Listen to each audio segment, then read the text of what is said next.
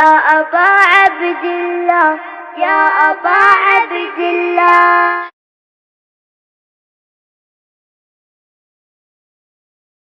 جملہ اربعین مبنی مولانا کے لیے ایک سورہ فاتحہ تلاوت فرمائیں. بسم اللہ الرحمن الرحیم الحمدللہ رب العالمین الرحمن الرحیم مالک یوم الدین ایاک نعبد و ایاک نستعین اهدنا الصراط المستقیم صراط الذین انعمت علیہم غیر المغضوب علیہم ولا الضالین. اللهم صل على محمد وعلى محمد. أعوذ بالله السميع العليم من الشيطان اللعين الرجيم. بسم الله الرحمن الرحيم. الحمد لله المعروف من غير رؤية والخالق من غير ربية الذي لم يزل قائما دائما إذ لا سماء ذات أبراج ولا ليل داج ولا بحر ساج ولا أرض ذات مهاد ولا خلق ذو اعتماد. والصلاة والسلام والتحية والإكرام على نبي الرحمة وخازن المغفرة وقائد الخير والبركة ومنقذ العباد من الهلكة سيدنا ومولانا أبي القاسم محمد.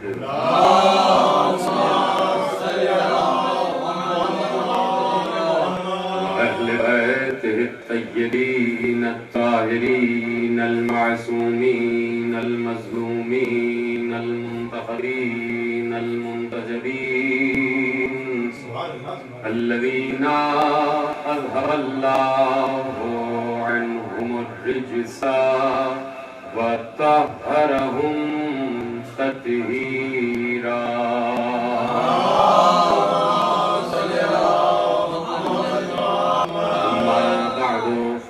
قال الله سبحانه وتعالى في محكم كتابه المجيد وفرقانه الحميد وقوله الحق. بسم الله الرحمن الرحيم. تبارك الذي نزل الفرقان على عبده ليكون للعالمين نذيرا. صلوات پڑھ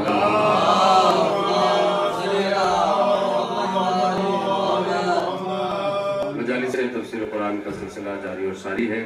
1441 ہجری اور اس کے ماہ مبارک رمضان میں دوسری تقریب میں آپ حضرات یقیناً شریک گفتگو ہیں اور قرآن پر مسلسل گفتگو ہے اور قرآن ہی پر گفتگو رہنی چاہیے.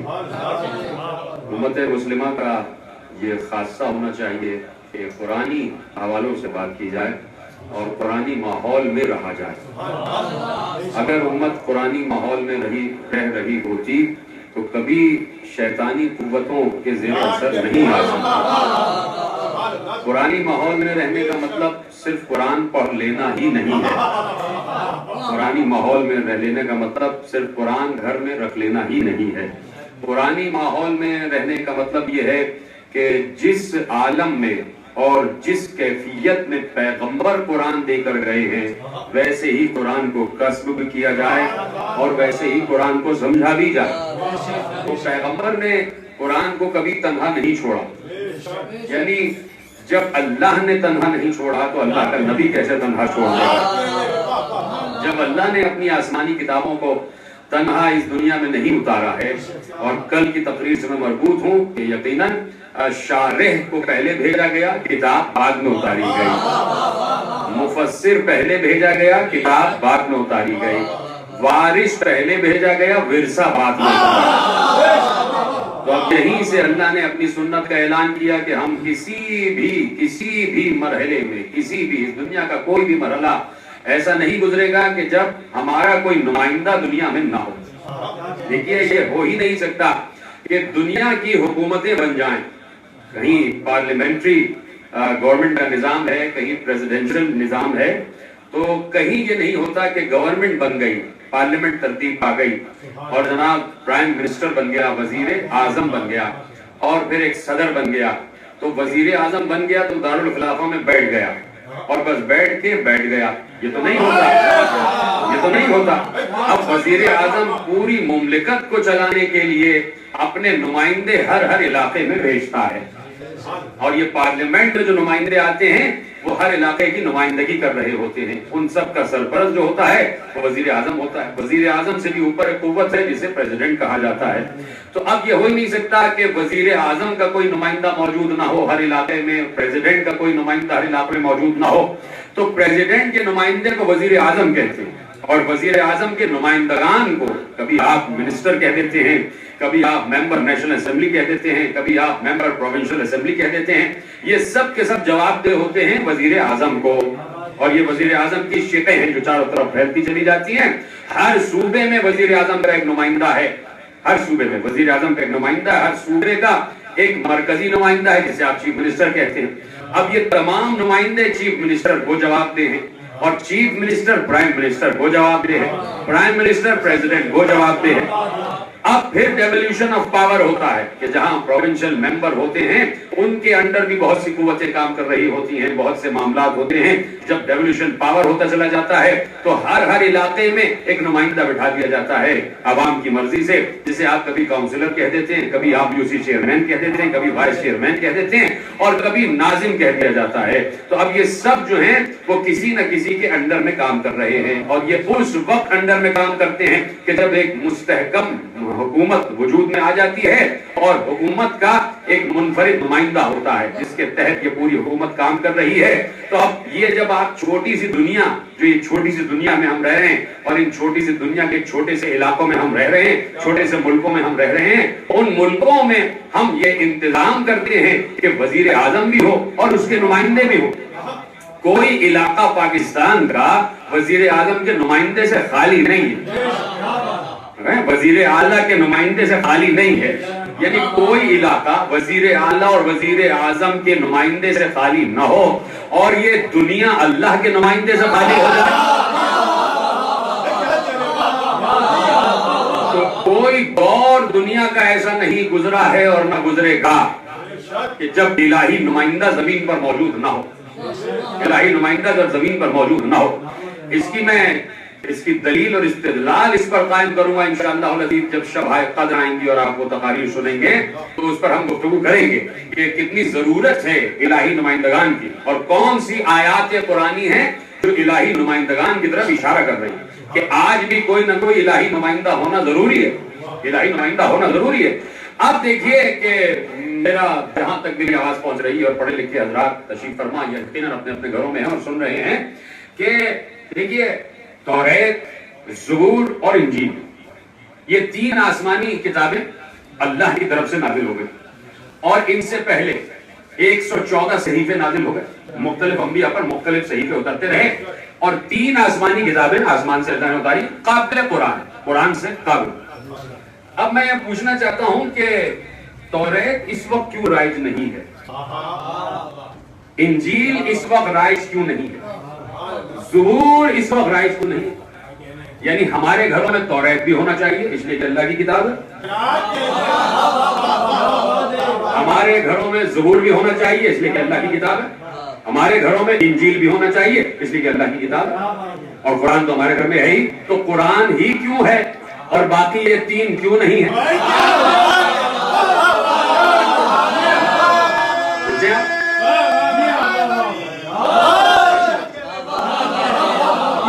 चौथी किताब کتاب گھروں میں کیوں ہے, باقی 3 کو کیوں مسترد کر دیا گیا ہے؟ سوچیں آپ, نہ توریت گھروں میں ہے, نہ زبور گھروں میں ہے, نہ انجیل گھروں میں ہے, صرف قرآن ہے. کیا توریت الہی کتاب نہیں ہے؟ یا زبور آسمانی صحیفہ نہیں ہے؟ یا انجیل اللہ کا کلام نہیں ہے؟ تینوں اللہ کے کلام ہے. تو جب یہ تینوں کیوں نہیں ہیں ہر گھر میں, اور یہ چوتھا کیوں ہے ہر گھر میں, چھوٹی والی بات ہے کہ نہیں ہے؟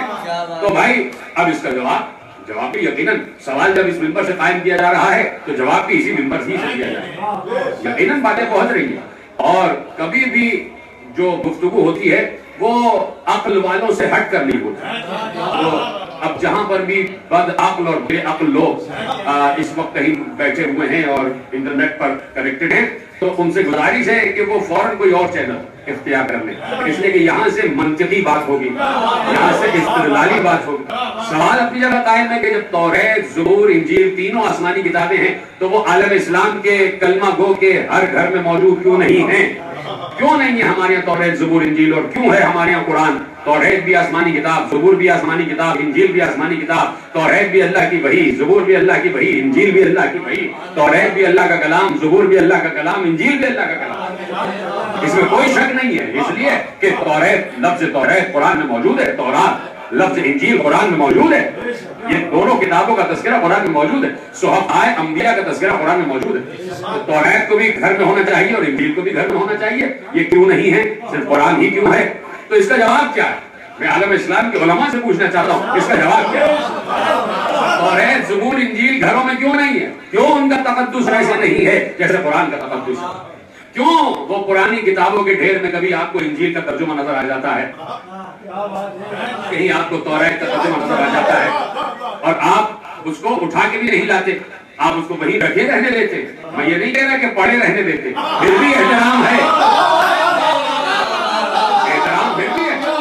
دیکھیے تورات جس شکل میں بھی اس کا احترام واجب ہے, زبور جس شکل میں بھی احترام واجب ہے, انجیل جس شکل میں بھی احترام واجب ہے. کہیں یہ نہیں کہا جائے گا کہ نعوذ باللہ توریت کو ایسے پھینک دو, انجیل کو ایسے پھینک دو, زبور کو ایسے پھینک دو. کیوں بھائی, کیوں احترام کریں, کیوں احترام کریں جبکہ منسوخ ہو گئی ہیں؟ کبھی منسوخ ہو جائیں لیکن منسوخ تو ہیں.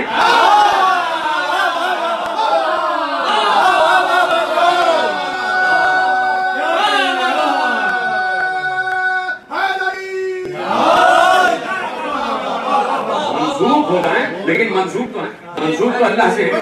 لیکن پھر پلٹ رہے ہیں آپ کی تلاوت کا ثواب ہمارے یہاں موجود نہیں ہے. کیوں یہ نہیں ہے کہ قرآن اور یہ جو رمضان کا مہینہ ہے اس میں روزانہ تورات کی, انجیل کی, زبور کی اتنی آیات کی تلاوت دی جائے؟ کہیں کسی بہشتی زیور میں کوئی روایت آپ کو نہیں ملے گی, کہیں کسی رسالے میں, کہیں کسی توضیح میں, کہیں کسی بھی مفاتیح الجنان میں آپ کو روایت نہیں ملے گی کہ رمضان میں تورات پڑھنا کا بھی ثواب ہے, زبور پڑھنے کا بھی ثواب ہے, انجیل پڑھنے کا بھی ثواب ہے. حالانکہ جیسے قرآن رمضان میں نازل ہوا ہے ویسے یہ تینوں کتابیں رمضان میں نازل ہوئی ہیں. یہ تینوں کتابیں رمضان میں نازل ہوئی ہیں, توریت, زبور, انجیل بھی قرآن کی طرح رمضان میں نازل ہوئی ہے. لیکن اس کے باوجود کہیں آپ نہیں دیکھ رہے کہ ان کے پڑھنے کا ثواب ہو, یا یہ گھروں میں ہمارے یہاں اسی طاق پر برابر میں رکھی ہوئی ہے, یعنی یہ تین اس چوتھے کے برابر بھی نہیں رکھے.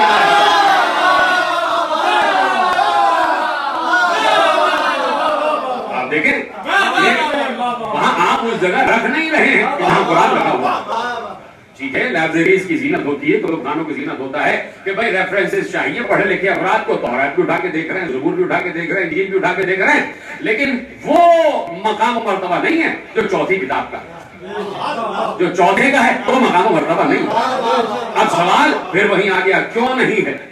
عالم اسلام کے علماء سے سوال ہے کہ بھئی توریت, زبور, انجیل ان کا احترام ایسا کیوں نہیں ہے, وہ گھروں میں کیوں نہیں رکھی؟ تو جواب سب کا ایک ہوگا, چاہے وہ 73 فرقوں میں سے کسی بھی فرقے سے تعلق رکھنے والا عالم ہی کیوں نہ ہو, جواب اس کا ایک ہی ہوگا. اور جواب کیا ہوگا؟ جواب یہ ہوگا کہ یہ تینوں کتابیں منسوخ ہو چکی. یہ علماء کا متفقہ فیصلہ ہے, اور نبی آخر نے خود کہہ دیا کہ یہ تینوں کتابیں منسوخ ہو گئی. تو اب جب منسوخ ہو گئی تو ناسخ زیادہ اہمیت رکھتی ہے اور منسوخ کم اہمیت رکھتی ہے. تو قرآن جو ہے وہ ناسخ ہے, قرآن نے چوتھے نے آ کے ان تینوں کو منسوخ کیا.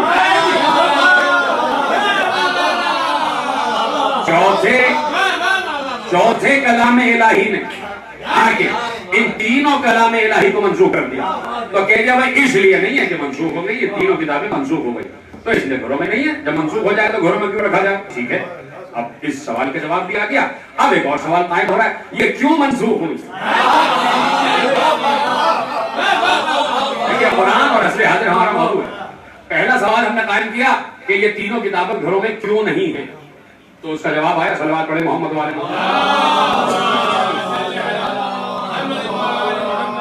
تو اس کا جواب آیا کہ یہ تینوں کتابیں اللہ کے نبی کے حکم سے اللہ کے نبی نے کہہ دیا منسوخ ہو گئی. یہ جواب آ گیا پہلے سوال کا. دوسرا سوال ہم نے قائم کیا کیوں منسوخ ہوئے، جواب اب آنا ہے. سوال ہم نے قائم کر دیا یہ تینوں کتابیں کیوں منسوخ ہو گئی.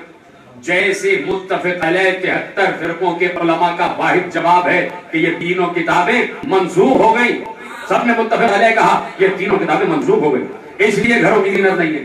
اسی طرح جب سوال کیا کہ کیوں منسوخ ہوئی تو سب کا ایک ہی جواب ہے. اور کیا جواب ہے؟ کہا اس لیے کہ نبی کے جانے کے بعد قرآن کو امت نے کتابوں کو، ان تینوں کتابوں کو نبی کے جانے کے بعد، موسیٰ کے جانے کے بعد، داؤد کے جانے کے بعد، عیسیٰ کے جانے کے بعد، توریت، زبور، انجیل، ان تینوں کتابوں کو امت نے اپنے ہاتھ میں لے لیا. نہ نبی سے مطلب پوچھا، نہ نبی کے وارث سے پوچھا.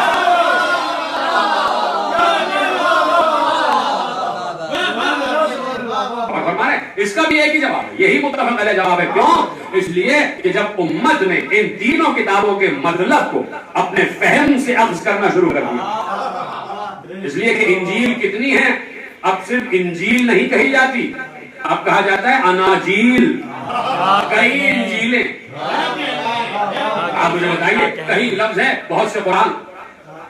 ہاں قرآن مکتوبی صورت میں ایک ہے لیکن تشریح کی صورت میں 14 نظر آ رہے ہوتے ہیں.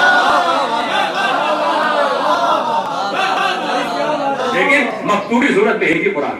لیکن آپ دیکھ رہے ہیں انجیلیں ہیں بہت سی انجیلیں، یہ لوقا کی ہے، یہ مرقس کی ہے، یہ فلاں یہ فلاں یہ فلاں. اس پر بھی گفتگو ہوگی آسمانی صحیفوں پر بھی انشاءاللہ جب ہم گفتگو کریں گے. جب انجیل نازل ہوئی ہے 12 رمضان تو اس دن ہم شاید گفتگو ذرا سا آگے بڑھا دیں، 10 سے اوپر کر دیں اور اس دن ہم انجیل پر بات کر لیں. توجہ ہے نا آپ کی؟ اب جواب کیا ہے؟ جواب یہ ہے یہ تینوں کتابیں اس لیے اللہ نے منسوخ کر دی. اللہ ہے، اللہ کو کون روک سکتا ہے؟ اللہ کہہ رہا میرا کلام ہے، چاہے تو راسخ کر دوں چاہے تو منسوخ کر دوں، چاہے تو رائج کر دوں چاہے تو مسترد کر دوں، میرا کلام ہے. تو اللہ نے تینوں کتابوں کو مسترد کر دیا، منسوخ کر دیا. اب یہ کتابیں نہیں چلیں گی. کیوں؟ اس لیے کہ امت نے ان کے معنوں میں رد و بدل کر دیا. ان قرآن کی اللہ کی ان کتابوں کی اللہ کی اتاری ہوئی آیات کے ساتھ ساتھ اپنی آیات داخل کر دی. توریت میں بھی کچھ آیات داخل کر دی گئی، زبور میں بھی، انجیل میں بھی. تو اللہ نے کہا منسوخ. کیوں منسوخ؟ اس لیے کہ بڑی آہستگی سے کہہ دیا میں نے، اس لیے منسوخ کہ وارث سے نہ لیا گیا. اس دور میں بسنے والی امت نے ان کتابوں کو اپنی اپنی طرف سے، اپنے اپنے جانب سے، اپنی عقل اور فہم سے، اپنے شعور سے، اپنے نظریے سے معنی کا لباس پہنانے کی کوشش کریں. اب یہیں سے قدرت کا ایک مزاج سامنے آتا ہے.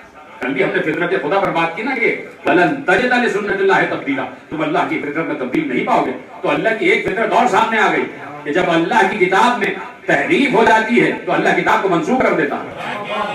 یعنی اگر توریت و انجیل و زبور میں تحریف نہ ہوتی تو وہ کتابیں منسوخ نہ ہوتی. اور وہ کتابیں کیوں نہ منسوخ ہوتی کہ جب تحریف نہ ہوتی. اور تحریف کب نہ ہوتی؟ جب وارث موجود ہوتا. جب قرآن کے وارث سے اس کتاب کے توریت و زبور و انجیل کے وارث سے کتاب کو لیا جاتا تو اللہ کبھی بھی کتابوں کو منسوخ نہ کرتا. اب یہی سوال پیدا ہوتا ہے نا کہ بھائی سامنے کا جواب ہے کہ قرآن منسوخ کیوں نہیں ہوا؟ قرآن کیوں نہیں منسوخ ہو گیا؟ قرآن کیوں نہیں منسوخ ہو گیا؟ قرآن، اب تاریخ اسلام پر بات ہو رہی ہے، قرآن کیوں نہیں منسوخ ہوا؟ جاتے جاتے کیا پیغمبر یہ کہہ کے گئے؟ اگر یہ کہہ کے جاتے کہ یہ لو قرآن تمہارے حوالے ہے، لیکن پیغمبر پیغمبر نے یہ نہ کہا کہ قرآن چھوڑ کر جا رہا ہوں تمہارے حوالے. پیغمبر نے کہا قرآن تنہا چھوڑ کر نہیں جا رہا, قرآن ایک شکل ہے اور اس کو بچانے والا دوسرا شکل ہے. کہا دو ثقلین چھوڑ کر جا رہا ہوں, ایک اللہ کی کتاب اور میرے اطرت و اہل بیت. ایک کتاب خدا اور ایک اطرت میرے اہل بیت جو میری اطرت ہے.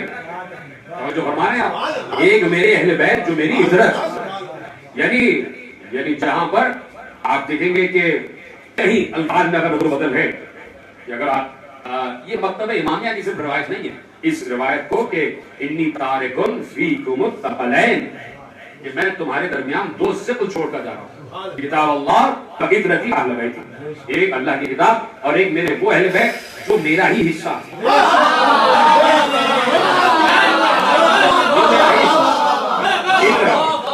پیغمبر نے صرف لفظ اہل بیت نہیں کہا, اطرتی اہل بیت, میرے وہ اہل بیت جن کی رگوں میں میرا خون دوڑ رہا. عقل مند کا اشارہ کافی ہے, لوگ سمجھ جائیں. اب اگر علماء عالم اسلام کی روایت پر غور کریں تو یہ بھی متفق علیہ روایت ہے. علماء اہل تسنن نے بھی لکھا ہے اس کو, علماء اہل تشیع نے بھی لکھا ہے. اور جہاں پر ذرا سا روایت تھوڑی سی اختلاف الفاظ کے ساتھ آتی ہے تو وہ یہ ہے کہ پیغمبر نے کہا کہ دو غیر قدر چیزیں چھوڑ کر جا رہا ہوں, ایک کتاب اور ایک میری سنت. یعنی وہاں پر بھی کتاب تنہا نہیں ہے, وہاں پر بھی کتاب تنہا نہیں ہے. پیغمبر کہہ رہے میری سنت, کتاب اللہ و سنتی, میری سنت, خبردار میرے علاوہ کسی اور کی سنت نہ چلنا. اب یہ عالم اسلام طے کرے کہ کتنی سنت پیغمبر پر چلا جا رہا ہے اور کتنا کچھ اور شخصیتوں کی سنت پہ چلا جا رہا ہے. اب دیکھیں نا کہ رمضان کی عبادات پیغمبر نے کیسے کی اور امت کیسے کر رہی, دیکھنا چاہیے. تو اب پیغمبر نے یہاں پر بھی کتاب کو تنہا نہیں چھوڑا, کتاب اور میری سنت, اور لفظ کیا ہے کتاب اور میری ہے, میرے اطرت میرے اہل بیت. تو ان الفاظ میں بھی کوئی تفاوت نہیں ہے, یعنی یہ کہا جائے کہ بھائی سنت ہے یا نہیں ہے. پیغمبر نے لفظ سنت استعمال کیا تھا یا نہیں کیا تھا, اطرت و اہل بیت استعمال کیا تھا, اس میں کوئی تفاوت نہیں ہے. اگر یہ روایت صحیح ہے, یقیناً صحیح ہے کہ کتاب اللہ و سنتی, اللہ کی کتاب اور میری سنت, یہ بھی صحیح ہے. اس لیے کہ سنت اہل بیت رائج کرنے والے, سنت رسول, سنت محمد, سنت مصطفیٰ, سنت خاتم النبیین رائج اور نافذ کرنے والے ہے ہی اہل بیت. وہیں سے سنت سامنے آ گئی اور پھر اس کے بعد اصحاب کرام نے بھی اس سنت پر عمل کیا, اس سنت پر عمل کیا. تو اب پیغمبر نے کتاب کو تنہا نہیں چھوڑا, یہیں سے بات چلی اور میں نے تھوڑا سا وقت آپ کا لیا. تو اب سنت خدا یہ ہے کہ کتاب تنہا نہ رہے, کتاب تنہا نہ رہے, یہ سنت خدا ہے. تو اب اس سنت پر غور و فکر کی ضرورت ہے. میں نے روکا ہے, لفظ استعمال کیا کتاب اللہ, اللہ کی کتاب, اسی اللہ کی کتاب جسے قرآن کہا جا رہا ہے نا. ابھی ہم کتاب پر, آج کا موضوع ہمارا کتاب ہی ہوگا. اب یہ ہے قرآن جو ہمارے پاس مجلد موجود ہے, جس میں 114 سورے موجود ہے. اب یہ قرآن مجلد ہمارے پاس موجود ہے, اور اس قرآن, لفظ قرآن کا مطلب ہے جو کتاب بار بار پڑھی جائے, جس کی بار بار قرأت کی جائے, بار بار قرأت کی جائے, بار بار قرأت کی جائے, اسے قرآن کہا جاتا ہے, بار بار پڑھنا. تو اس قرآن کے ایک نام ہے کتاب, اور اسی قرآن کا ایک نام بھی ہے کلام اللہ. اسے کتاب اللہ بھی کہتے ہیں اور اسے کلام اللہ بھی کہتے ہیں. اللہ کی کتاب, اللہ کا کلام. کلام کا مطلب یہ ہے کہ میں آپ سے بول رہا ہوں, آپ مجھ سے بول رہے ہیں.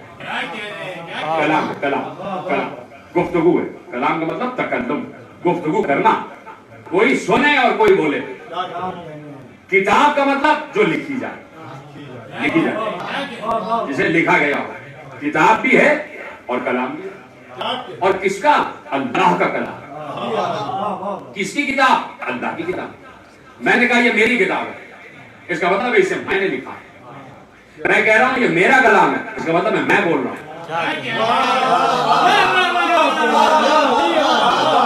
اب کن ہاتھوں نے لکھ کر اسے کتاب بنایا, کن इस जबान में बोलकर इसे कलाम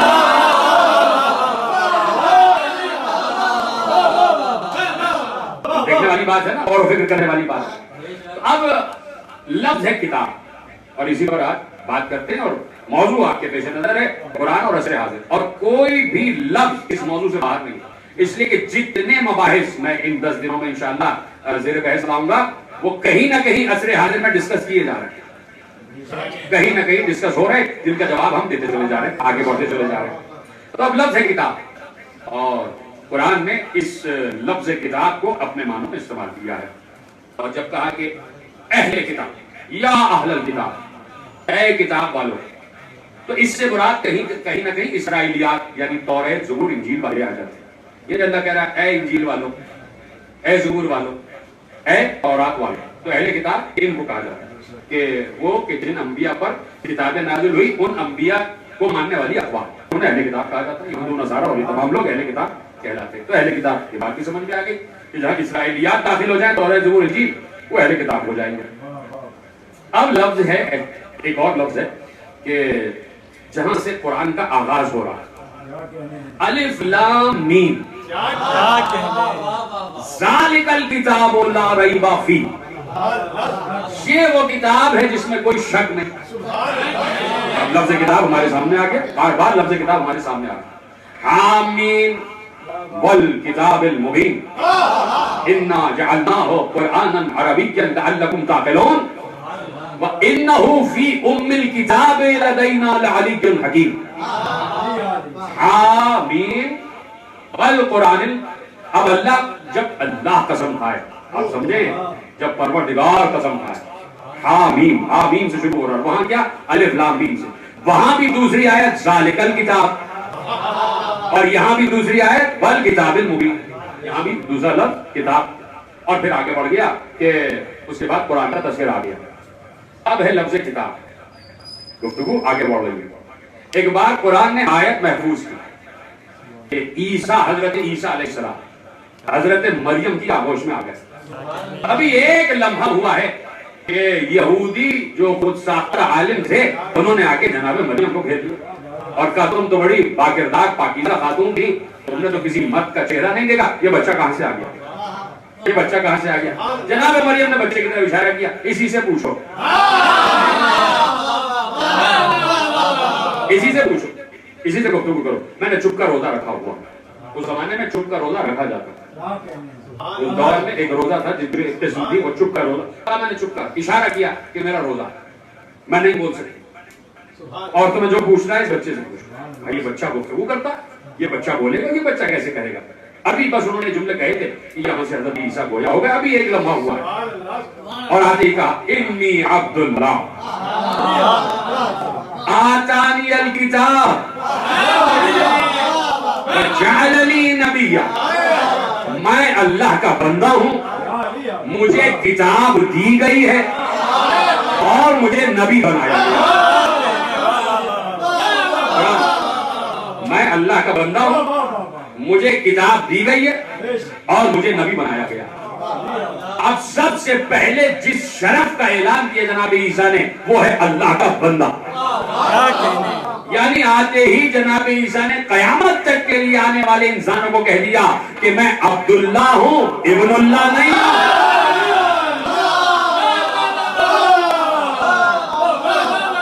मैं अब्दुल्ला हूं, इब्नुल्लाह नहीं, मैं अल्लाह का बेटा नहीं हूं, अल्लाह का बंदा।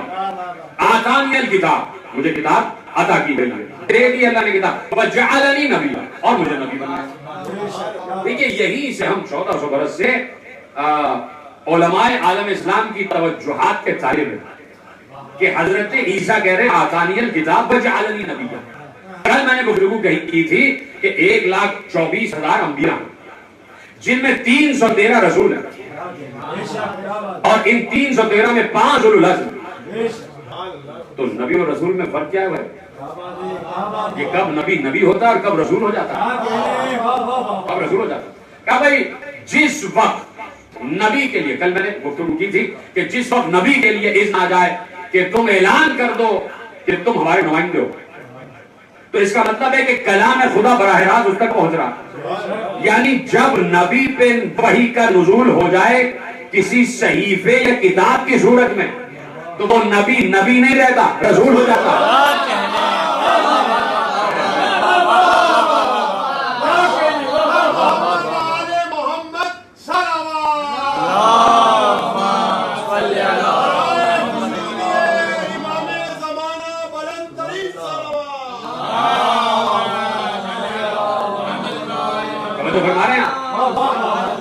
کہ جب نبی پر نزول وحی، یعنی نزول وحی اس صورت میں کہ نبی کے پاس تو وحی ہوتی ہی ہے، اس لیے کہ نبی کا مطلب ہے خبر دینے والا، اور خبر اس وقت تک نہیں دے گا جب تک اس کا خبر آ نہ جائے. تو خبر تو ہے نا اس کے بعد وحی کی صورت میں. لیکن جب کوئی صحیفہ، کوئی کتاب اس پر نازل ہو جائے تو وہ رسول ہو جائے گا. اور جب انہی 313 میں سے وہ کہ جن پر اللہ نے کہا تمہاری شریعت چلے گی تو پھر اسے اولو العزم کہا جاتا. جب صاحب شریعت ہو جائے تو پھر اولو العزم ہو جاتا. اور پھر ان اولو العزم میں جو سب کا خاتم ہو وہ سب سے بلند ہوتا. تو 1,24,000 انبیاء، 313 رسول، 5 اولو العزم، 1 خاتم. یہ ہے ترتیب کو. سمجھ رہے ہیں آپ بات؟ تو اب میرے عزیزوں بات طے ہو گئی کہ جب نبی ہوتا ہے تو نبی ہوتا ہے، اور جب اس پر کتاب آ جائے تو وہ رسول ہو جاتا ہے. یہ بات طے ہے، یہ بات متفق علیہ. جب نبی پر کتاب آ جائے تو وہ رسول ہو جاتا ہے. اور حضرت عیسیٰ کہہ رہے ہیں آتانی الکتاب، اللہ نے مجھے کتاب دی ہے، وجعلنی نبیا. یہ کیوں نہیں کہا کہ مجھے رسول بنایا؟ کتاب ہے تو رسول ہو نا. جب کتاب ہے تو رسالت کا اعلان کیوں نہیں کرتا؟ پھر کیوں کہہ رہے کہ میں نبی ہوں؟ تو اس کا مطلب ہے کہ یہاں لفظ کتاب سے مراد وہ نہیں ہے جو آپ سمجھ رہے ہیں، وہ نہیں ہے جو آپ سمجھ رہے ہیں. اب لفظ کتاب سے مراد کیا؟ میں نے کہا نا کہ کتاب مختلف معنوں میں استعمال ہوا ہے. میں نے پہلے تشریح کر دی کہ قرآن نے اپنے کو بھی کتاب کہا ہے، ذالک الکتاب. قرآن نے اہل کتاب کے لیے بھی اہل کتاب کا لفظ استعمال کیا، اور اہل کتاب توریت، زبور، انجیل والے. اور پھر قرآن نے یہاں پر ایک لفظ استعمال کیا، کتاب، آتانی الکتاب. کہیں کسی روایت میں آپ دیکھیے کہ جناب عیسیٰ جب جناب مریم کی آغوش میں ہیں تو کیا ان کے پاس، ان کے ہاتھ میں توریت کا، زبور کا یا انجیل کا کوئی نسخہ ہے؟ دیکھیے توریت اور زبور تو پہلے نازل ہو چکی نا، وہ 2 کتابیں تو پہلے نازل ہو چکی. اور اب جو ہے جناب عیسیٰ کے پاس کون سی کتاب نازل ہونا ہے؟ انجیل. لیکن ابھی تو انجیل نازل ہی نہیں ہوئی. میں روکتا ہوں گفتگو. دیکھیے میں نے آیت پڑھی ہے، سرنامے میں جب میں آیت پڑھ رہا ہوں، تبارک الذی نزل الفرقان علی عبدہ، بابرکت ہے وہ ذات جس نے اپنے عبد پر فرقان نازل کیا. جس نے اپنے عبد پر فرقان نازل کیا. اور جناب موسیٰ اور ہارون کے لیے بھی لفظ ہے کہ ہم نے موسیٰ اور ہارون پر فرقان نازل کیا، فرقان نازل کیا. تو جب لفظ فرقان آ جاتا ہے نا تو پھر غور و فکر کی ضرورت ہو جاتی ہے. لفظ فرقان سے مطلب کیا ہے؟ لفظ فرقان کا مطلب کیا ہے؟ تو لفظ فرقان کے علماء نے 2 مطالب محفوظ کیے. فرقان کا، قرآن کو فرقان کہا جاتا ہے. قرآن کا ایک نام قرآن بھی ہے، ایک نام فرقان بھی. تبارک الذی نزل الفرقان علی عبدہ، یعنی قرآن کو فرقان بھی کہا جاتا ہے اور قرآن بھی کہا جاتا ہے. تو قرآن کا مطلب میں نے بتا دیا کہ بار بار پڑھی جانے والی کتاب. یہ فرقان کا کیا مطلب ہے؟ تو کہا کہ فرقان کا مطلب یہ ہے، اس کے 2 مطلب. کا فرقان کا ایک مطلب یہ ہے کہ قرآن کو فرقان اس لیے کہتے ہیں کہ قرآن یکبارگی نازل نہیں ہوا، ٹکڑوں ٹکڑوں کی صورت میں نازل ہوا، فرق سے نازل ہوا، آیت بنا کے نازل کیا گیا. یعنی قرآن دونوں کیفیتوں میں ہے، تنزیل بھی ہے اور نزول بھی ہے. یعنی یکبارگی بھی نازل ہوا ہے اور ٹکڑوں ٹکڑوں میں بھی نازل ہوا ہے. ٹھیک ہے. تو قرآن کو فرقان اس لیے بھی کہا جاتا ہے کہ یہ آیت کر کے نازل ہوا ہے. دوسرے اس لیے فرقان کہا جاتا ہے، ایک معصوم کی حدیث ہے کہ اس لیے فرقان کہا جاتا ہے یہ حق و باطل میں فرق کرتا ہے.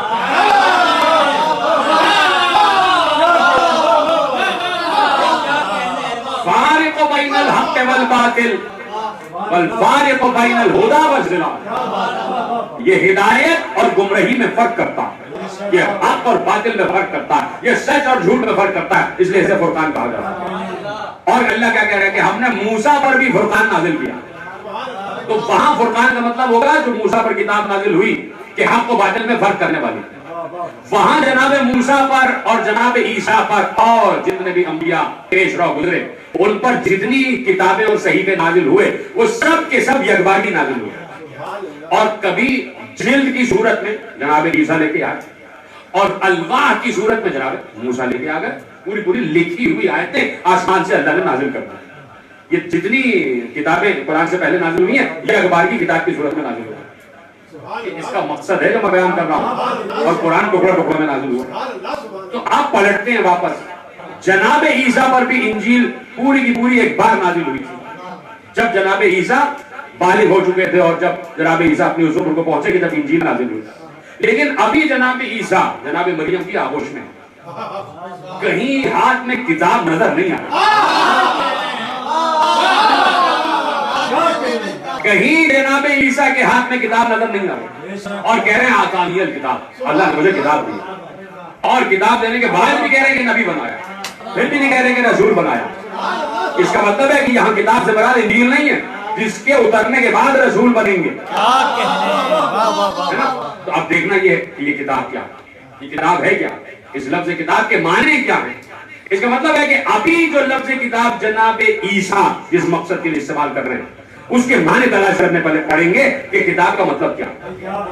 سورہ مائدہ میں اللہ نے ارشاد فرمایا کہ وَإِذْ قَالَ اللَّهُ يَا عِيسَى ابْنَ مَرْيَمَ اذْكُرْ نِعْمَتِي عَلَيْكَ وَعَلَىٰ وَالِدَتِكَ، جب اللہ نے کہا کہ اے مریم کے بیٹے عیسیٰ، اللہ کہہ رہا ہے مریم کے بیٹے عیسیٰ، ذرا ان نعمتوں کا تذکرہ تو کرو جو ہم نے تم پر اور تمہاری والدہ پر نازل کی، ذرا ان نعمتوں کا تو تذکرہ کرو جو ہم نے تم پر اور تمہاری والدہ پر نازل کی۔ اب وہ نعمتیں کیا ہیں؟ اِذْ أَيَّدْتُكَ بِالرُّوحِ الْقُدُسِ تُكَلِّمُ النَّاسَ فِي الْمَهْدِ وَكَهْلًا، کہ ہم نے یہ نعمت نازل کی کہ ہم نے تمہاری مدد کی روح قدس کے ذریعے سے۔ پہلی نعمت یہ ہو گئی۔ دوسری نعمت کیا ہے؟ تُكَلِّمُ النَّاسَ فِي الْمَهْدِ وَكَهْلًا، اور دوسری نعمت یہ ہے کہ تم جھولے میں کلام کر رہے تھے، تم جھولے میں کلام کر رہے تھے۔ اور نعمت کیا ہے؟ وَإِذْ عَلَّمْتُكَ الْكِتَابَ وَالْحِكْمَةَ وَالتَّوْرَاةَ وَالْإِنْجِيلَ، ہم نے تمہیں کتاب کا علم بھی دیا، حکمت کا علم بھی دیا، توریت کا علم بھی دیا، انجیل کا علم بھی دیا۔ اگر کتاب سے مراد انجیل ہی ہے تو لفظ کتاب الگ کیوں استعمال کیا، لفظ انجیل الگ کیوں استعمال کیا؟ اگر یہاں کتاب سے مراد انجیل ہے تو یہ کیوں کہہ دیا کہ کتاب الگ انجیل الگ؟ وَإِذْ عَلَّمْتُكَ الْكِتَابَ وَالْحِكْمَةَ وَالتَّوْرَاةَ وَالْإِنْجِيلَ، ہم نے تمہیں کتاب اور حکمت کا علم دیا اور تورات اور انجیل کا علم دیا۔ اور انجیل کا مطلب کتاب ہے، چاہے کتاب کہہ دے چاہے انجیل کہہ دے ایک ہی بات ہے۔ یہاں لفظ کتاب اور انجیل کا الگ الگ آنا بتا رہا ہے کہ کتاب کا مطلب الگ، انجیل کا مطلب الگ، کتاب کا مطلب الگ، انجیل کا مطلب الگ۔ اور اب آگے کی آیتیں پڑھ لیں کہ بھائی پہلی ہم نے تم پر نعمت کی نازل کی کہ ہم نے روح قدس کے ذریعے تمہاری مدد کی۔ دوسری نعمت یہ ہے کہ تم جھولے میں کلام کر رہے ہیں۔ تیسری نعمت یہ ہے کہ علم دیا، کتاب، حکمت، زبور، توریت اور انجیل کا۔ اور اس کے بعد نعمتوں کو اور آگے بڑھایا۔ اور نعمت یہ ہے کہ تمہیں ہم نے یہ قوت دے دی کہ تم مٹی سے پرندہ بناتے ہو، وَإِسْتَخْلُقُ مِنَ الطِّينِ كَحَيَّةِ الطَّيْرِ بِإِذْنِي، اور تم مٹی سے ہمارے حکم سے پرندہ بناتے ہو، فَتَنْفُقُ فِيهَا بِإِذْنِي، اور ہمارے حکم سے اس میں گھومتے ہو، فَتَكُونُ طَيْرًا بِإِذْنِي، وہ ہمارے ہی اذن سے پرندہ بنتا ہے، وَتُبْرِئُ الْأَكْمَحَ وَالْأَبْرَصَ بِإِذْنِي، اور تم برس والوں کو اور نابینا کو ہمارے اذن سے شفا دیتے ہو، ہمارے اذن سے شفا دیتے ہو، وَإِسْتَخْرُجُ الْمَيِّتَ بِإِذْنِي، اور تم مردوں کو زندہ کرتے ہو ہمارے اذن سے۔ یہ کیا ہے؟ اللہ کی نعمتیں ہیں۔ جناب عیسیٰ بچپن میں بچے ہیں، بول رہے ہیں۔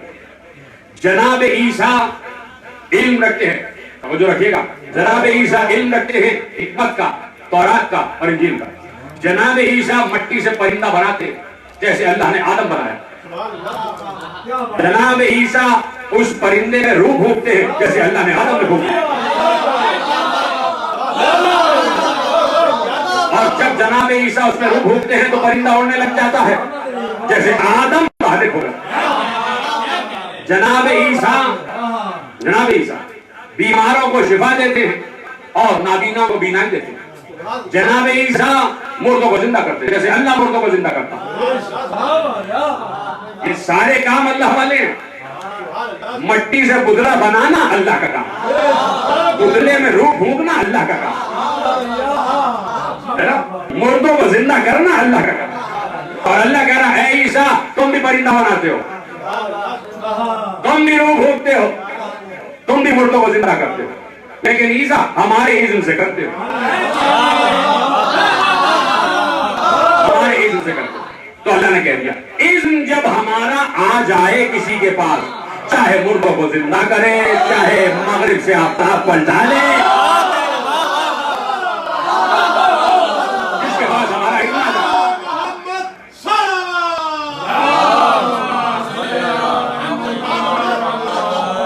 जिसके पास हमारा इज़्म आ जाए, वो हर काम करता है वही वाले जो काम हम करते हैं। ठीक है, तो अब जनाब ईसा ये तमाम काम करते हैं।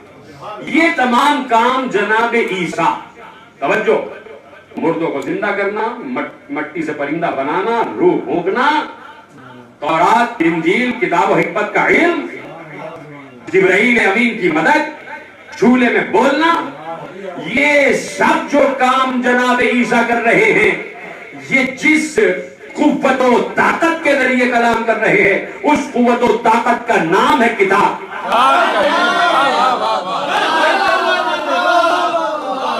उस कुव्वत और ताकत का नाम है किताब। मैंने कहा किताब के मुख्तलिफ मानी हैं, जिन पर मैं मुख्तलिफ मानी पे मुख्तलिफ जातियों से अर्ज कर रहा हूँ। मैंने मुख्तलिफ मानी अर्ज कर दिए, अब एक माना आपके हवाले कर रहा हूँ कि झूले में बोलना, मट्टी का परिंदा बनाना, परिंदे में रूह फूंकना, मुर्दों को जिंदा करना, ये एक कुव्वत है और उस कुव्वत का नाम है किताब। इसीलिए कहा इन्नी अब्दुल्ला आतानियल किताब, किताब है तो बोल रहा हूं, किताब है तो बोल रहा हूं के हवाले में, इसलिए कि किताब दे के भेजा।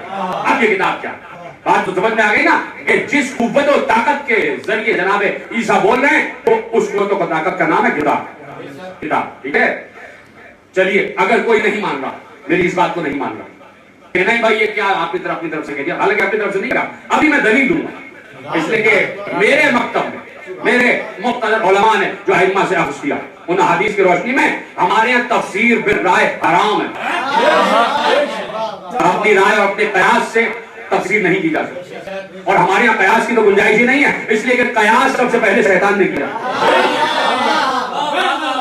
सबसे पहले कयास शैतान ने किया था, तफसीर बिल राय हराम है। और अभी मैं मासूम का कौल आपके हवाले करूंगा, जहां से बात वाज़ेह हो जाएगी कि किताब से मुराद जो मैं कह रहा हूं वही है। अच्छा, अगर कोई ये कहता है कि नहीं साहब वो नहीं है, तो मैं उन्हें कुरान ही की तरफ पलटाता हूं, कुरान ही की तरफ पलटाता हूं। एक बार जनाब सुलेमान अपने तख्त पर आकर बैठे, बैठने के बाद देखा कि तख्त पर धूप की एक किरण आ गई,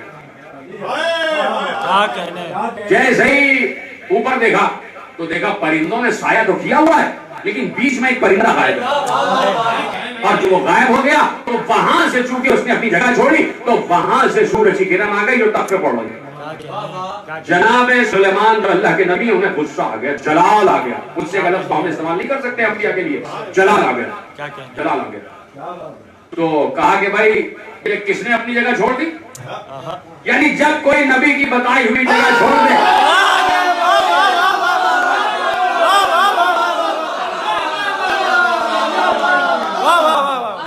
जब कोई नबी की बताई हुआ जगह छोड़ दे तो नबी को जलाल आ जाता। तो उस हुदहुद ने नबी की बताई हुई जगह छोड़ दी, नबी को जलाल आ गया। ये हुदहुद का लेके आओ उसे। इतनी देर में हुदहुद आ गया, और आने के बाद जनाब सुलेमान ने जलाल के आलम में पूछा कहां थे और अपनी जगह से क्यों हटे। कहा या नबी अल्लाह, मैं देखना चाहता था कि आपके हुदूद सल्तनत से हट के भी कोई सल्तनत है या नहीं, कहां तक है आपके हुदूद सल्तनत। जनाब सुलेमान एक बार मुस्कुरा दिए, ये है ज़हीन, ये अब किस्सा कहानी में लगा रहा है। जनाब सुलेमान ने कहा अच्छा तो क्या देखा हमारे हुदूद सल्तनत से बाहर। मैं उड़ता गया परवाज करते करते मैं ऐसे मुल्क में पहुंचा कि जिस मुल्क की हुक्मरान एक मर्द नहीं औरत, क्या कहने, और उस मुल्क की तारीफ की उसने, मुल्क के सवा है और कितना खूबसूरत मुल्क है, और वहां एक खातून हुक्मरान, اور کہا کہ میں نے ایسا تخت نہیں دیکھا جو تخت اس ملک کی حکمران کا تخت، حالانکہ جناب سلیمان کے تخت پر بیٹھ رہا اور کہہ رہا ہے کہ میں نے ایسا تخت نہیں دیکھا۔ اب جناب سلیمان نے یہ جو ملک لیا ہے نا، کوئی قبضہ کر کے نہیں لیا، لوٹ مار کر کے نہیں لیا، کسی کو غصب کر کے نہیں لیا، اللہ نے دیا، اللہ نے جناب سلیمان کو ملک دیا۔ اور اس ملک سے ہٹ کر کوئی یہ کہہ رہا ہے کہ ایسا تخت میں نے نہیں دیکھا، اتنا حسین تخت میں نے نہیں دیکھا۔ جناب سلیمان نے کہا کہ اچھا ہم اس تخت کو دیکھنا چاہتے ہیں، کون ہے جو اس تخت کو یہاں لے کے آئے؟ جناب سلیمان نے کہا، جناب سلیمان کی کابینہ پوری بیٹھی ہوئی ہے تخت پر، 3.5 میل لمبا 2.5 میل چوڑا تخت، 3.5 میل لمبا 2.5 میل چوڑا تخت، اس میں کرسی لگی ہوئی ہے، اس پر زعمائے سلطنت بیٹھے ہوئے ہیں، اس میں جنات بھی بیٹھے ہوتے تھے، اس میں ملائکہ بھی تھے، اس میں جناب سلیمان کی قوم سے تعلق رکھنے والے انسان بھی تھے، پوری کابینہ بیٹھی ہوئی، سینکڑوں لوگ بیٹھے ہوئے ہیں، پرندوں نے سایہ کیا ہوا، جنات نے تخت کو اٹھایا ہوا، ہوا نیچے چل رہی ہے، اور ایسے میں جناب سلیمان تخت پر بیٹھے اور کہہ رہے کوئی ہے جو اس تخت کو لے کر آئے؟ قالا افریت من الجن، ایک جنوں میں سے ایک افریت بولا، انا آتیک بہی قبل ان تقوم من مقامک، یا نبی اللہ اس سے پہلے کہ آپ کا دربار برخاست ہو میں لے آؤں گا، میں لے آؤں گا۔ کون بولا؟ افریت، جن میں سے اتنی افریت، صرف جن نہیں، جنات میں بھی افریت۔ اب میرے آئمہ نے، میں اس لیے بار بار کہتا ہوں کہ کم از کم آئمہ کی سوانح حیات ہو، رسول کے 12 اماموں کو پڑھو۔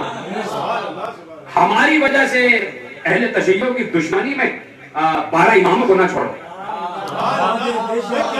ہم سے اختلاف اپنی جگہ، لیکن رسول کے جو وارثین ہیں ان کو پڑھو ضرور، پہلے سے لے کے اور آخری تک پڑھو ضرور کہ کتنے بڑے اللہ کے رسول نے عالم چھوڑے ہیں اپنے بعد، آپ یعنی اس لیے پڑھو۔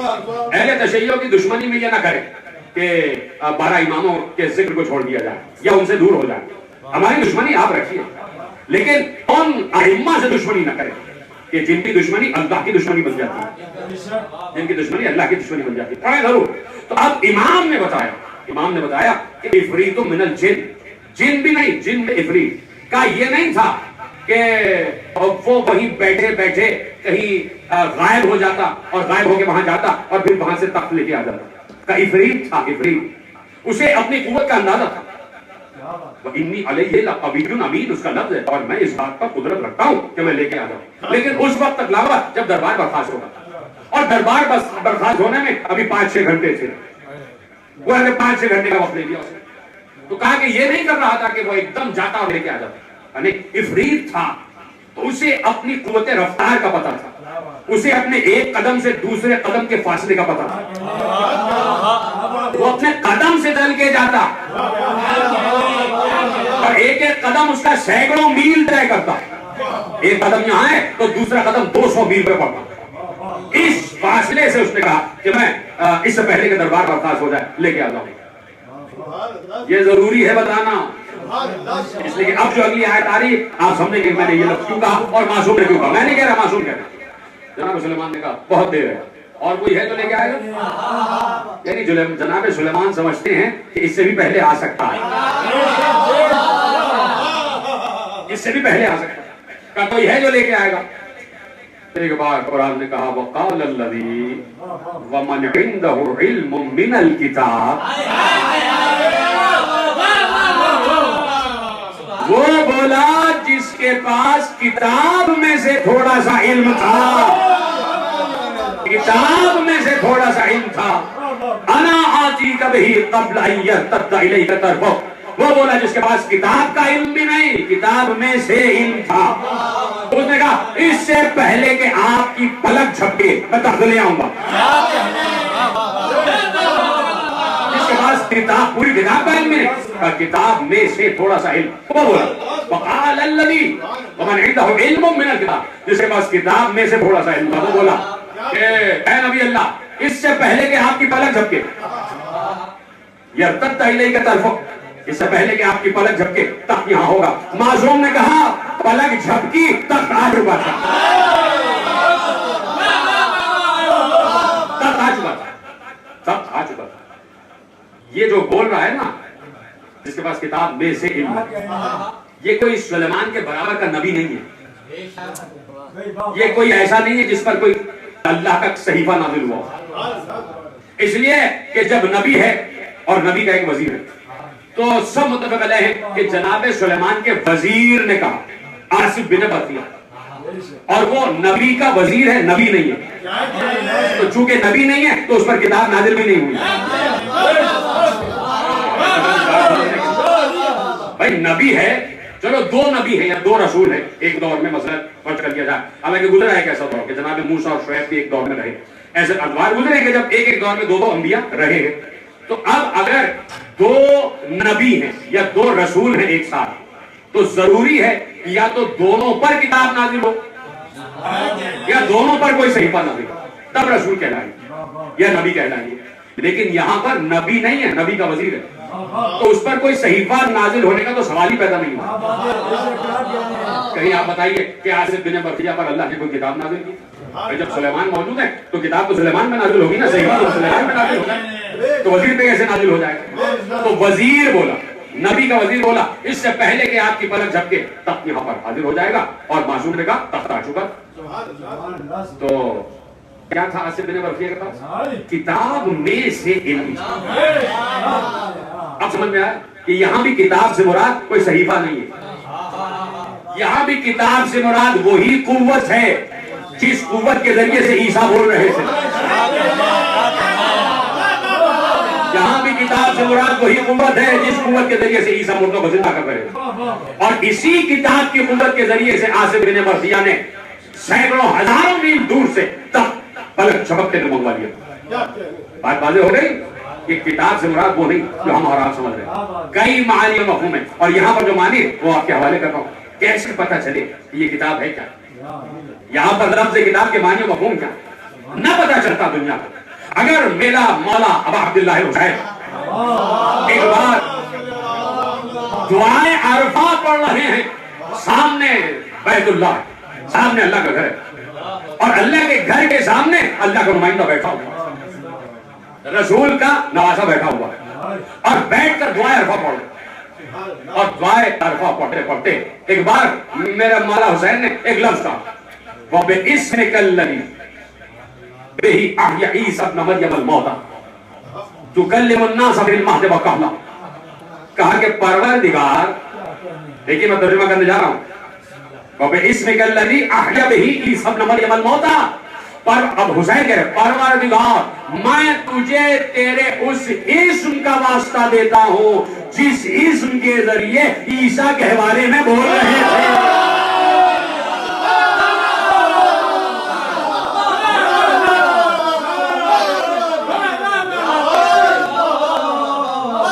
जिस इस्म के जरिए ईसा के बारे में बोल रहे थे, जिस इस्म के जरिए ईसा मुर्दों को जिंदा कर रहे थे, जिस इस्म के जरिए इमाम हुसैन कह रहे हैं ईसा बीमारों को शिफा दे रहे थे, नाबीनाओं को बीनाई दे रहे थे। इसका मतलब है कि ईसा के पास इस्म है, और उस इस्म को अल्लाह ने किताब के नाम से याद किया।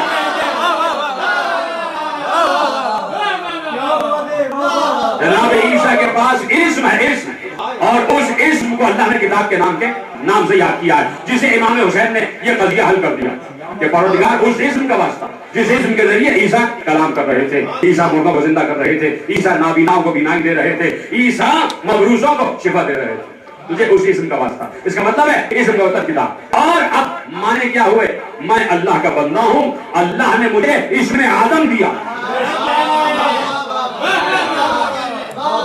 आसानियत किताब, अल्लाह ने मुझे इसमें आदम दिया, वजअलनी नबिय्या, और मुझे नबी बनाया है। तो अब इस्म बात खत्म हो गई, और बात यहीं से बिल्कुल आखिरी मरहले में आ रही है, और कल से यही गुफ्तगू आगे बढ़ जाएगी। अब ये इस्म क्या है? इस्म क्या है? यह कज़िया भी हल किया अमीरुल मोमिनीन ने, रसूल के वारिस ने, रसूल के इल्म के वारिस ने, साहिबे मिंबर सलूनी ने, और बैठा हुआ है रसूल का वारिस मिंबर सलूनी पर, मिंबर गुफा पर, और गुफ्तगू हो रही है, और गुफ्तगू होते होते जब अंबिया पर बात आ गई, और जब बात आई اس پر کہ جو جناب سلیمان کا وزیر ہے آصف بن برخیا پر. تو علی نے اس مرحلے کو حل کرتے ہوئے آگے کہا کہ دیکھو کوئی نبی ایسا نہیں آیا جسے اللہ نے اسم نہ دیا, جسے اللہ نے اسم کا علم نہ دیا ہو, علم نہ دیا ہو. کہ کسی نبی کو 2 اسم کا علم دیا, کسی کو 4 اسم دیے, کسی کو 10 دیے, کسی کو 15 دیے, کسی کو 22 اسم کا علم دے دیا. کہا کہ سب سے زیادہ 22 اسم کا علم جس نبی کو دیا, اس سے زیادہ کسی کو علم نہیں دیا. اور کہا ہمیں اللہ نے اللہ کے 73 اسماء اعظم ہیں, کسی کو 2 اسم دیے, کسی کو 4 دیے, کسی کو 8 دیے, کسی کو 15 دیے, کسی کو 22 دیے. ہمیں اللہ نے 72 اسماء اعظم,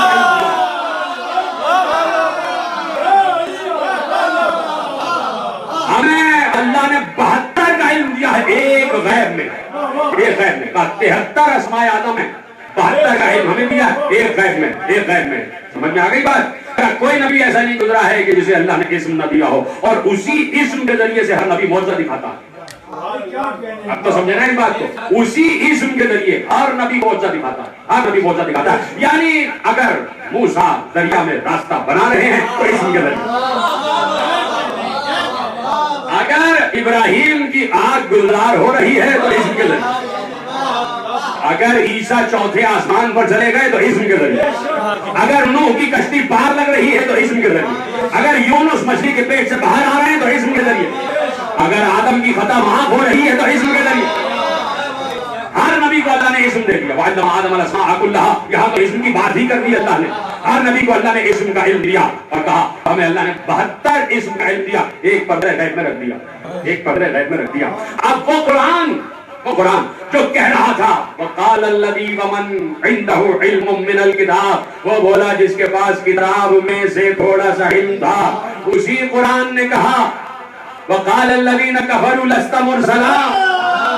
یہ کافر آپ کے پاس آگے کہتے ہیں کہ آپ رسول نہیں ہیں, ان سے کہہ دیجئے قُلْ كَفَى بِاللَّهِ شَهِيدًا بَيْنِي وَبَيْنَكُمْ, میرے اور روکیے میں نے آیت, ان سے کہہ دیجئے کہ تمہارے اور میرے درمیان میری رسالت کا ایک گواہ اللہ. یہ منظر نامہ پہلے سمجھے آپ.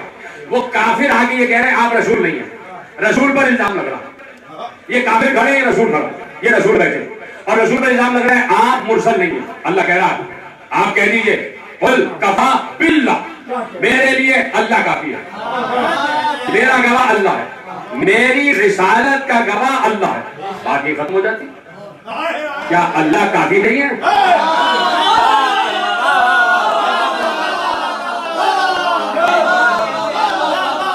بھائی کہہ دیتا اللہ, بس کہہ دیجیے اللہ کافی ہے.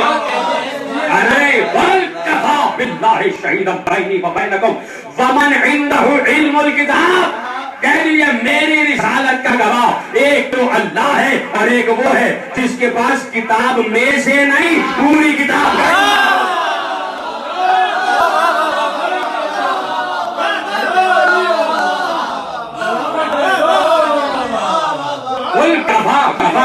اللہ نے کہہ دیا صرف اللہ کافی نہیں, رسول کی رسالت کا گواہ صرف اللہ کافی نہیں ہے, خود اللہ کہہ رہا. جب اللہ کہہ دے کہ اللہ کافی نہیں ہے تو پھر اللہ کہہ رہا ہے رسالت کی گواہ کے لیے ایک اللہ کافی, اور اس کے ساتھ ساتھ وہ کہ جس کے پاس پوری کتاب کا علم. ختم ہو گئی بات. اللہ کہہ رہا وہی اللہ جس نے کہا تھا کتاب میں سے علم ہے آصف بن برخیا کے پاس جو سلیمان کا وزیر تھا. اور یہاں کیا کہا کہ رسول کی رسالت کا ایک گواہ اللہ اور دوسرا وہ جس کے پاس پوری کتاب کا علم ہے. ہر رسول تو یہ ہے نا, رسول کی گواہی دینی ہے اور رسول کا گواہ بننا ہے. تو یہاں رسول خود اپنی گواہی تو نہیں دیں گے, رسول دعویٰ کریں گے, دعوے کے گواہ آئیں گے. رسول ہے دعویٰ, اس دعوے کے 2 گواہ اللہ اور عالم کتاب. عالم کتاب اللہ اور عالم کتاب. اللہ کو تو سب جانتے ہیں, کیا کہنے, اللہ کو تو سب جانتے ہیں نا. اب رسول کی رسالت کا دوسرا گواہ تلاش کرو, وہ عالم کتاب ہے کون؟ رسول کی رسالت کا ایک گواہ اللہ. اچھا یہ قرآن کی آیتیں پڑھ رہا ہوں. ہماری اس امت میں اور خصوصاً پاکستانی امت میں بہت سے احمق اور جاہل اور بہت سے غیر عالم لوگ ایسے ہیں کہ جن کو یہ پتہ ہی نہیں ہے کہ یہ قرآن کی آیتیں پڑھی جا رہی ہیں. تو میں آیتیں پڑھ رہا ہوں اور جن کی سمجھ میں نہیں آ رہی وہ اسی وقت اینڈرائڈ کا قرآن کھولیں اور کوئی ایک لفظ داخل کر دیں، کفا لفظ داخل کریں، یہ آیت آ جائے گی. قل کفا باللہ شہیدا بینی و بینکم ومن عنده علم الکتاب. میری رسالت کے دو گواہ ہیں، ایک اللہ اور ایک وہ جس کے پاس پوری کتاب کا علم. ختم ہو گئی بات. جا کے پڑھو ابن حجر اسقلانی نے الاصابہ فی تمیز الصحابہ میں لکھا، ابن حجر شافعی نے شواہد محرقہ میں لکھا. نوٹ کرنے حوالے دا ابن حجر اسقلانی الاصابہ، ابن حجر شافعی شواہد محرقہ. سلیمان قندولی نے، سب علماء اہل سنت، سلیمان قندولی نے ینابیع المودت میں لکھا. جامع الصغیر میں جلال الدین سیوطی نے لکھا. در منصور میں جلال الدین سیوطی نے لکھا. الاتقان فی علوم القرآن میں پھر جلال الدین سیوطی نے لکھا. ہر عالم اہل سنت نے لکھا جس کے پاس پوری کتاب کا علم ہے وہ ابو طالب کا بیٹا علی ہے.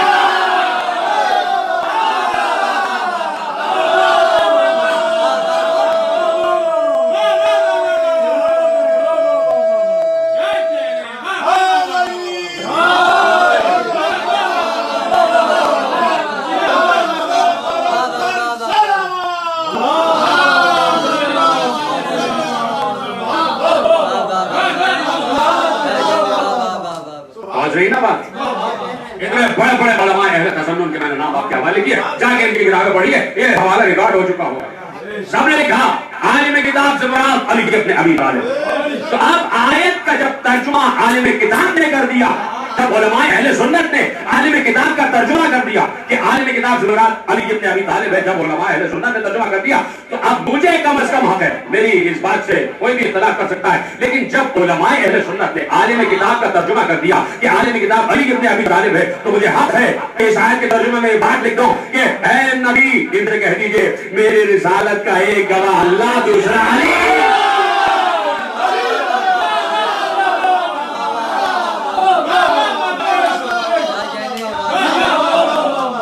میری رسالت کا ایک گواہ اللہ اور دوسرا علی.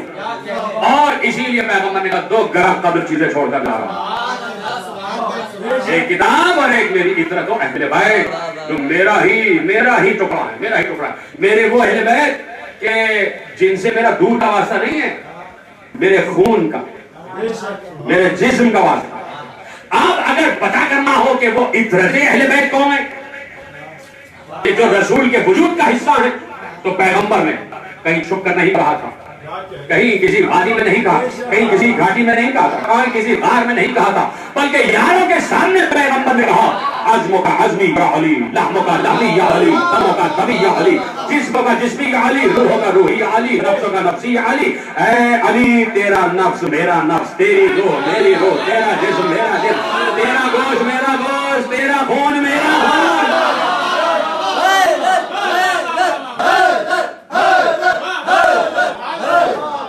جب پیغمبر نے کہہ دیا کہ یہ علی میرا جسم ہے، علی میرا وجود ہے، علی میرا نفس ہے، علی میرا خون ہے، علی میرا لہو ہے، علی میرا گوشت ہے، تو اس کا مطلب ہے کہ پیغمبر یہی بتا رہے ہیں کہ میں 2 گرا قدر چیزیں چھوڑ کے جا رہا ہوں، ایک قرآن اور ایک میرے وجود کا حصہ یعنی علی. اب قرآن لینا تو اسے لینا جس نے لعاب دہن میں رچوس کے علم خدا اپنے اندر منتقل کیا، علم خدا اپنے اندر منتقل کیا ہے. اب وہ علی کہ جو علم رسول کا حامل ہے.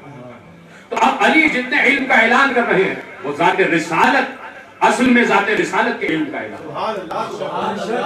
اب رسول اللہ کا، اللہ جیسے عالم غیب کا نمائندہ، تو رسول نے جیسے کہ میں نے کل کہا کہ اپنے علم سے دیکھا کہ امت 73 فرقوں میں تقسیم ہو جائے گی. تو رسول جانتا ہے نا کہ کیا ہوگا، ویسے ہی علی بھی جانتے ہیں کیا ہوگا، علی بھی جانتے ہیں کیا ہوگا. لیوان سے واپسی ہو رہی ہے، گھوڑے دوڑ رہے ہیں، علی آگے آگے، مالک اشتر بھی ہیں، عبداللہ ابن عباس بھی ہیں، حسن بھی ہیں، حسین بھی ہیں، علی کے بیٹے بھی ہیں، محمد حنفیہ بھی ہیں، اور علی کے تمام چاہنے والے، علی کا لشکر ساتھ ساتھ دھول اڑ رہی ہے. اور نہ معلوم کس مقام سے علی گزر رہے. ایک بار علی نے گھوڑے کو روک کر جیسے ہی رکے تو عبداللہ ابن عباس، مالک اشتر دونوں کہتے کہ ہم متحیر ہو گئے کہ اس مقام پر مولا کیوں رکے، ابھی تو کوفہ دور ہے، اس مقام پر کیوں رکے. کہا گرد بیٹھ جائے تو ہم اپنے مولا سے پوچھیں، کیونکہ گرد اٹھی نا، سارے گھوڑے جب رکے تو گرد اٹھی، ایسے گرد بیٹھی تو مالک اشتر کہتے ہیں کہ میں اپنے مولا کے نزدیک گیا کہ پوچھوں کہ مولا یہاں رکے کیوں؟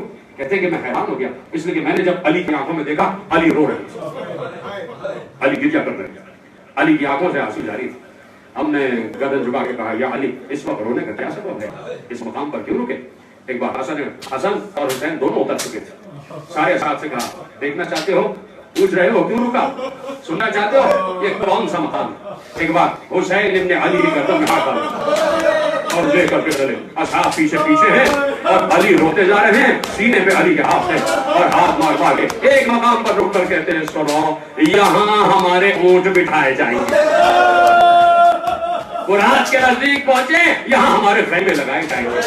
آگے بڑھتے جا رہے ہیں، آگے بڑھتے جا رہے ہیں اور ایک بار لوگ چیخ مار کے رو دیے کہ جب علی نے کہا یہاں عباس کا دایاں خانہ کٹے گا، یہاں عباس کا بایاں خانہ کٹے گا، علی روتے روتے آگے بڑھ رہے ہیں اور ایک بار علی نے جگر کو تھام کر کہا یہاں میرا بیٹا حسین علی اکبر کے جگر سے برچی کا پھل کھینچے گا، آگے بڑھے علی چیخ مار کے روئے، کہا یہاں حسین کے ہاتھوں میں 6 ماہ کا بچہ علی اکبر ہوگا۔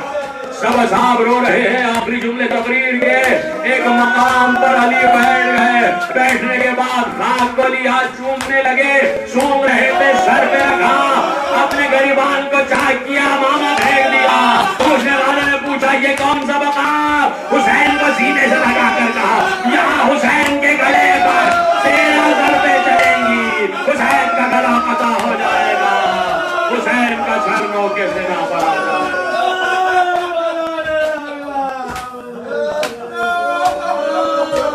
لعنت اللہ علی القوم الظالمین فسيعلم الذين ظلموا أي منقلب ينقلبون۔